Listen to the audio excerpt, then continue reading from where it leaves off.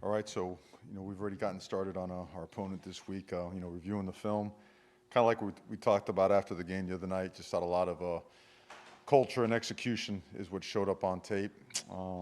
Really proud of the progress of our team. The fact that there's been such a change in our physicality up front on both sides of the ball, and that everybody really focused on doing their job and not pressing just to go out there and make a play. Sometimes when you do that, you get out of sorts a little bit.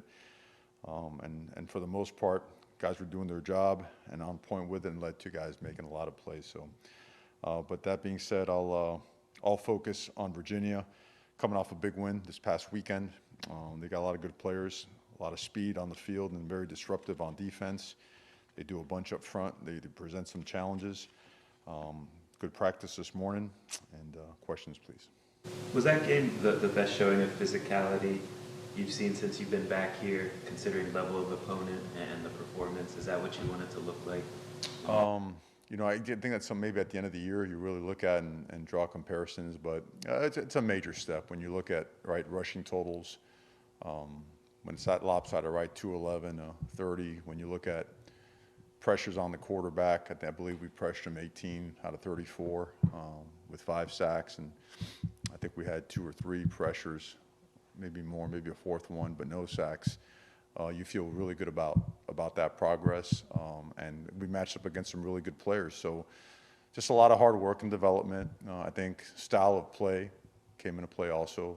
I think our Tuesday, Wednesday practice sessions also showed up as well. Things that we work on a lot showed up as well. So certainly excited about the progress, and truth of the matter is there's a lot of improvement to be made, and we attacked those things right away on film, without any, no sensitivity, nothing but betterment in mind.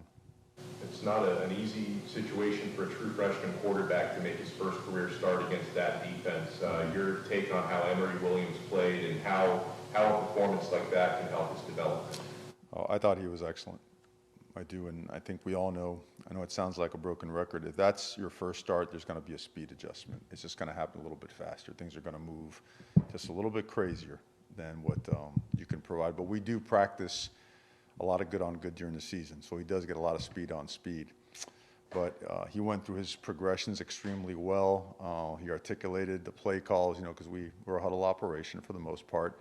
When we didn't huddle, he was able to communicate very well as well. There was no communication issue. He was very decisive.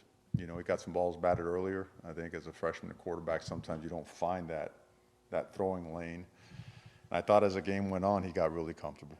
I thought he started really settling in and made some big throws. Certainly that third down shot to Colby.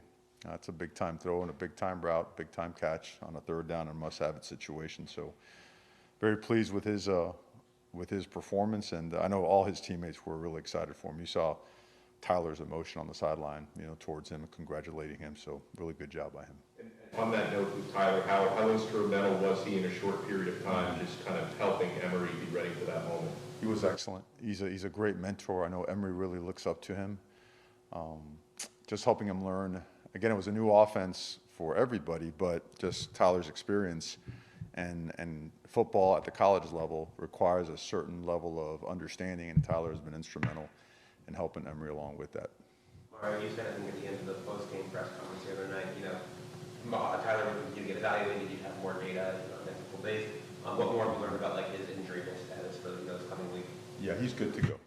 That's what I can tell you. I think last week was, again, caught us off guard. I know on game day, people look out there and say, whoa, wait a second. But it caught us off guard during the week, and sometimes, he doesn't have anything that's serious, but if it takes a certain turn, it could delay you, and that's really what ended up happening. And we're in a good place right now, and everything was back to normal today's practice. And is there any kind of updated timeline or status update on the key member? We've obviously been out for a little while now. He's been out for a little while. I can tell you, Nigelique will be out probably the rest of the season. Okay, is a little bit more significant. Akeem is, I feel like he's close. I feel like maybe not ready to comment completely on him right now. We do have some evaluations later today. And then another one later this week. I mean, we're doing a lot of stuff with him, so I think we're close, but we also want to just keep the confidentiality of his situation, and also just not fully having a complete, like, just knowledge of where it's at to make a comment, so. How about Trevante Citizen and his road back? Yeah, he's close, you know, he is. And he's repping Indy. He is due for some work, some teamwork this week. He's doing all the running, all the cuts, all the drills. Is due for some contact this week as well. And you know, we're very careful about that stuff. I mean, his was a very significant injury. There was a lot that went on there. And then he had a setback, you know, during his recovery process. He looks great. I mean, he's at that point where you can't tell he had an injury, you know? So now it's a matter of confidence. Now it's a matter of not so much physical, I would say rehabilitation as it is mental, making sure that he feels confident enough and that he can play fast enough to really not subject himself to, you know, any type of injury situation. What can he add skill set wise? Big, powerful guy, you know, and he's a put a foot in the ground and go guy as well. I mean, he's got legitimate speed for a guy his size. He can make you miss. He's got great hands, excellent in protection. He's an every down back. When you watch the tape, how impressed were you by the performance of Shannon Dawson, considering the circumstances he was under with managing on Saturday? No, I think we mentioned it before, Shannon, he did a great job. That's hard. That's hard. I mean, that's a top 10 defense, right? We've had, I think we faced 2 top 10 defenses this year, and both with, you know, with a veteran quarterback and another one with a brand new quarterback in his first start. And, you know, to be able to call it and still put yourself in a situation to win in 2 very different games, very, very different games, and knowing what we had to do to play complementary football against Clemson's offense and whatnot, that's an art, you know, and he did a masterful job of it. You know, I think we gobbled up over 13 minutes in the fourth quarter, 9+ in the third, and the play count at the end ended up just about even, right? 70 and 70. Just goes to show you how important it was to have that type of time of possession and still keep the sticks moving at that point in the game. Do you feel like that possession showed up in overtime? Without a doubt, you know, it was a factor in us getting there, you know, so. Parrish, I guess that was the first game he missed. What's his situation? He did good to go. We thought he was ready to play. You know, Tyler was almost ready to play, but it was okay. He hasn't really gotten, you know, enough reps to be there. Henry was starting to get some reps and he was about there, but not enough reps to think that he was going to be in better position to help us win than the other guys that got all the reps. So he's back full go. Mario, now Najee's out for the rest of the year, and Akeem having been out, how crucial, how much has it been to have Ruben Bain step up and, you know, play the way he's playing? How many freshmen have you seen over your years of coaching who been able to come in and play at this level so quickly? Yeah, it's you know, he's unique. You know, he's done, and the thing is, he's doing it with power also. It's not like it's just a speed guy or a guy that comes in situationally. He's doing it on an every down basis, and his play count is probably the highest on the defensive line. So conditioning is in there as well. So he's been able to put veteran-like numbers and high-end veteran-like numbers as a true freshman, and doing the dirty work too now. You know, jumping in there and getting in the A gap sometimes when he's called to do so, and rushing the edge and taking on tight ends and tackles and chip blocks as well. So no, he's been incredible, and he just goes. You know, doesn't say much. Just focus on playing great football, and he's impacted the team not only as a player but also as a leader and as a person. Mario, over the overtime situation, I know you had against Virginia the 4 overtimes last year. Does it help at all, you know, to have already gone through that, or how does it help? And what was the process like for you guys? You know, it's game experience is always most important. Yeah, I mean, you work all those scenarios: 4-minute, 2-minute, overtime.